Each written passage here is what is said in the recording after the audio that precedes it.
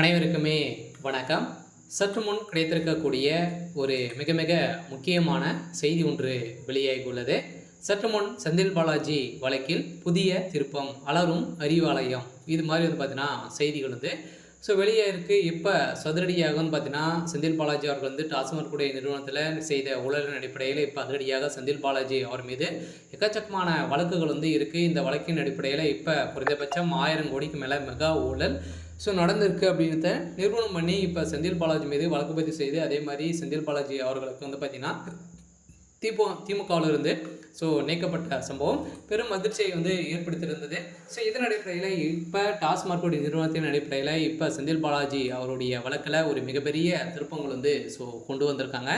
இந்த திருப்பத்தின் அடிப்படையில் இப்போ ஹைகோர்ட் அதிரடியாக செந்தில் பாலாஜி அவர்களுக்கு பதிலளிக்க வேண்டும் அப்படின்ற மாதிரி பார்த்தீங்கன்னா டாஸ்மார்க்கில் கொள்முதலில் எவ்வளோ கொள்முதல் செஞ்சுருக்கீங்க அப்படி கணக்கு வழக்குகள் அனைத்துமே நீங்கள் கொடுக்கணும் அப்படின்ற மாதிரி பார்த்தீங்கன்னா இப்போ செந்தில் பாலாஜி தரப்புக்கு உச்சநீதிமன்றம் அதிரடியாக ஒரு தீர்ப்பு வழங்கியிருக்காங்க.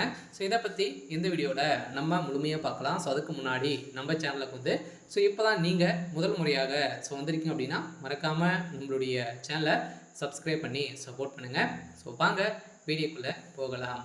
பார்த்தீங்கன்னா ஏற்கனவே அனைவருக்குமே தெரியும், தமிழகத்தில் முதல் முறையாக வரலாற்றிலே முதல் முறையாக டாஸ்மாக் நிறுவனத்தில் நடந்த ரைடின் அடிப்படையில் ஒரு மிகப்பெரிய மாற்றங்களாக கொண்டு வந்திருந்தது. இதில் எக்கச்சக்கமான முக்கிய புள்ளிகள்லாம் பார்த்தீங்கன்னா சிக்கியிருந்தாங்க. திமுகவுடைய தமிழகமே பார்த்தீங்கன்னா அதிர்ச்சியில் தான் ஆழ்த்தியிருந்தது.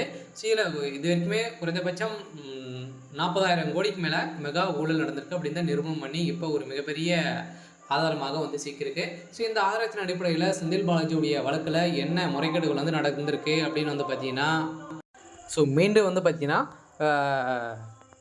டாஸ்மாக் கூடிய மதுபானங்கள் கொள்முதலில் பார்த்தீங்கன்னா மீண்டும் 397 கோடி பார்த்தீங்கன்னா இழப்பீடுகள் செஞ்சுருக்காரு. இது முறைகேடுகள் இதில் இவ்வளோ கோடி நடந்திருக்கு அப்படின்ற மாதிரி மீண்டும் செந்தில் பாலாஜி மீது குற்றப்பிரிவு போலீஸார்கள் பார்த்தீங்கன்னா வழக்குப்பதிவு செஞ்சுருக்காங்க. இந்த வழக்குப்பதிவின் அடிப்படையில் தான் மீண்டும் ஏற்கனவே டிரான்ஸ்ஃபர் விஷயத்தில்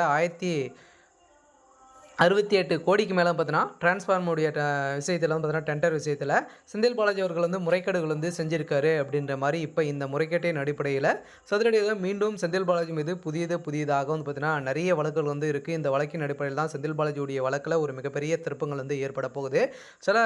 இதுக்கு 2 வாரங்கள் கால அவகாசம் இவருக்கு செந்தில் பாலாஜி தரப்புக்கு கொடுத்துருக்காங்க. அதுக்குள்ளே பதிலளிக்கலை அப்படின்னா அவருக்கு 2-3 ஆண்டுகள் பார்த்தீங்கன்னா சிறை தண்டனை விதிக்க போகிறதாக ஒரு தகவல் வெளியாக இருக்குது. இந்த தகவலின் அடிப்படையில் இப்போ செந்தில் பாலாஜியுடைய வழக்கில் புதிய திருப்பங்கள் ஏற்பட்டிருக்கு. இந்த திருப்பத்தின் அடிப்படையில் செந்தில் பாலாஜி அவர்கள் பார்த்தீங்கன்னா திமுகவுடைய அறிவாலயத்திலேயே பார்த்தீங்கன்னா மாட்டியுடைய அளவிற்கு தான் இவர்கிட்ட நிறைய விஷயங்கள் இருக்குது. இந்த நிலையில் செந்தில் பாலாஜி அவருடைய வழக்கில் ஒரு மிகப்பெரிய மாற்றங்கள் வரப்போகுது.